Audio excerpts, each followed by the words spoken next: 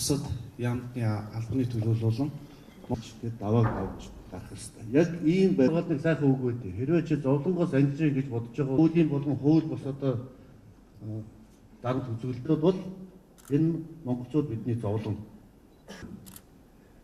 Тэгэхээр энэ монгол хүн сайн сайхан амьдрал чи хоосон сампыг сахиул өрөнд орно шат жаргал. Энийг монгол улсын төр засаг гэл өгөө чиглэсэн төрийн бодлогыг, эдийн засгийн бодлогыг, нийгмийн бодлогыг, эрүүл мэнд, боловсрол, соёлын шинжилгээ ухааны хандлага амьдрах хэрэгтэй. Стрессгүй амьдрах хэрэгтэй. Хоёрдугаар хүн орох оронтой байх хэрэгтэй. Гуравдугаар нь орох оронтой болох хэрэгтэй.